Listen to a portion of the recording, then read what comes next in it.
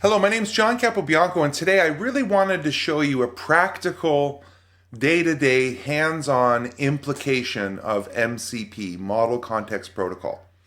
I'm going to be interacting with 3 MCP servers, 2 that I've built, and 1 from the community. Now, these are run more or less the same way, but in VS Code, Visual Studio Code, an integrated development environment, an IDE, where we write our code. It's like a text editor on steroids. It really should be part of your toolkit. So if it is part of your toolkit, how do we add MCPs? And let's do this together. So I'm going to launch a new VS Code. And the first thing I'm going to do is open up my settings. So I'm going to use Control-Shift-P and look for user preferences, but in JSON. Not user settings, but user settings JSON. Now let me crank the view up for everyone. And what you're going to see in here is that I have an MCP section with servers. Okay, and what's neat is I have a pyATS, an ICE, and a Subnet Calculator. All right, and I can start these, and you can see that we have 6 cache tools, 68 cache tools, and 1 cache tool. Now if I expand this, this is a type of stdio using Windows Subsystem for Linux, and the environment variable, make sure that you mount this testbed file. Run the Python 3 command pyATS MCP server. Now I have these paths in my computer to this Python file. So now what we're going to do is we're going to start the server. And we can see that now it's running, and if I click on running again, it brings me to the logs. And we can see that we've discovered 6 tools. All right, we're going to continue now to do ICE. And ICE is more or less the same, except I'm also passing in some environment variable information for the always-on DevNet sandbox. So we're going to start ICE. We're going to click on the logs, and you can see that we've discovered the 68 tools. So, now that we've discovered these tools, let's go ahead and do a different MCP. Now you can see that this one's not running stdio, and it's not running a local Python script. It's listening on SSE on localhost 8000. So what I'm going to do is, I'm going to go into the Subnet Calculator MCP server, and I'm going to say Python 3 main, and now it's started.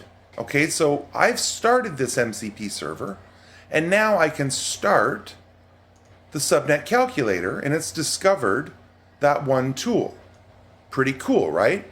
So what does this mean? What it means is when I hit Control-Shift-I and bring up my Copilot, and let's go to Ask, right? There's 3 different modes here. We can do Ask, which is a read-only approach.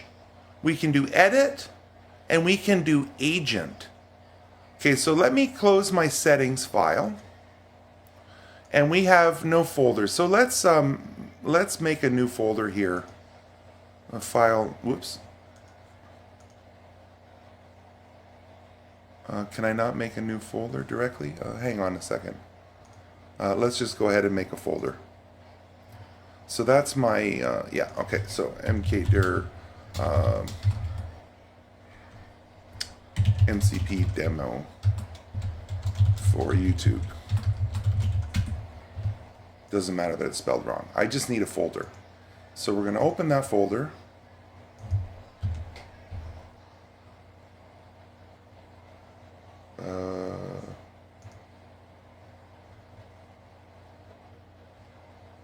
Hang on a second. All right, this is, I'll cut this down. Let's just do it the other way. Let's do it the other way. So,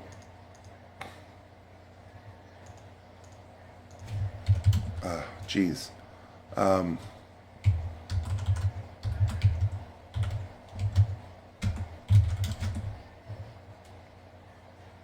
Okay, so I'm in this just generic folder here, and I did that on purpose for a reason. So let's do some vibe ops. We're going to go back to our MCP servers and start them all up. And now, check this out. In the Copilot, When I go to agent mode, you can see that there's tools available. And if I refresh this, it's actually going to rerun all of these servers and discover the tools again. All right, so now that I've discovered these tools, right, and if I go to select tools, we have the Copilot chat tools, the built-in tools, a Jupyter tool that's built in, a Mermaid preview tool that's built in. But check this out. I have my MCP Server pyATS and the 6 tools. I have all the tools from ICE, and I even have the Subnet Calculator. Right? So we can mix and match and do some pretty neat things here to say, can you please help me understand the routing table on R1? All right, so what's it going to do? If I hit continue here, right, notice, right, it's going to run the pyATS show command via the MCP server. Note that there's, right, could be malicious, whatever. See more, there's the full command, and I'm going to run it. You can see down here in the window, I'm connecting to that router and getting the routing table through Cisco pyATS. Okay, now in my Copilot, it's going to have that context of the routing table to be able to help me understand it. So it ran that code, and here's the output that it got back, and here's the summary of the routing table, right? So now what I can do is say, can I get this in a nice looking markdown table in a file called r1 routing table.md? Right now, what I'm hoping for, and I've never tried this, I really have, look at it, there, it's making the file. And now if I preview this, I have this wonderful markdown routing table, right? I could probably even preview it in Mermaid or a mind map and have a mind map of this. Pretty neat, right? So that's kind of the idea here, right? So now let's do some more. Let's do some more.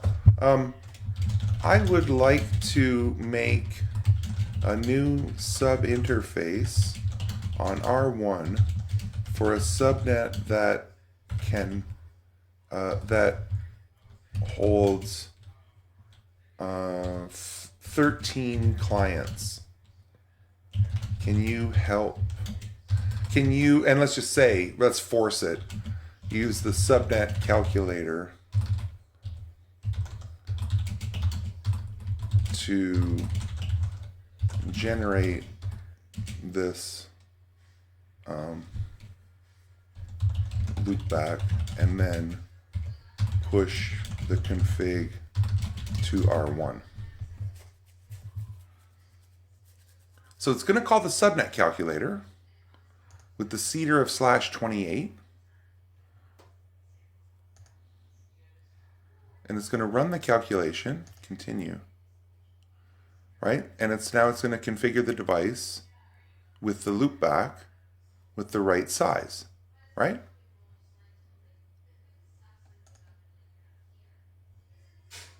Okay, so it didn't. It's going to try it again. That message, a new loopback has been configured, and I don't know if it did or not. Let's just whoops. Let's just go ahead and check that out.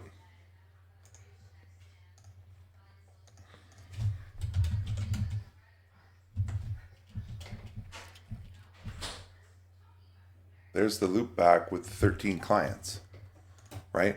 And now I can do some, some ICE stuff. Can you help me on? Okay, so let's do something with ICE just to, prove the rest of this. So if I do, something like nodes, right? How many nodes do I have in ICE? And if I go to my ICE logs here, you can see that I've made the API call to the node size, the nodes API, right? So we can fully drive our network through pyATS, do subnet calculations, and talk to ICE through VS Code through MCPs. Now I have dozens of MCPs. I could go on for a very long time here and keep incorporating them. but I wanted to give you a solid, concrete idea on why this is so important for you to start adopting MCPs, because they're going to be part of everyone else's toolkit.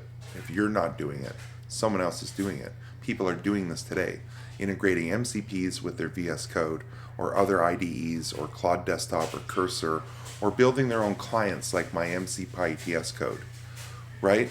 So I would start with MCPs, and the Subnet Calculator one is a wonderful one. You saw me, you Python run main, you add it to VS Code in your user settings. Graphically, you could click on, let me just show you that.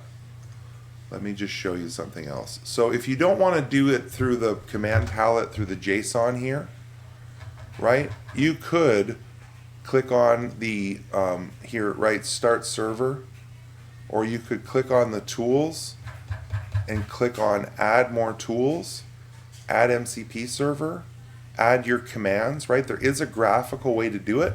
I find just finding the MCP, right? So if we go to mcp.so and look up, say, Subnet Calculator,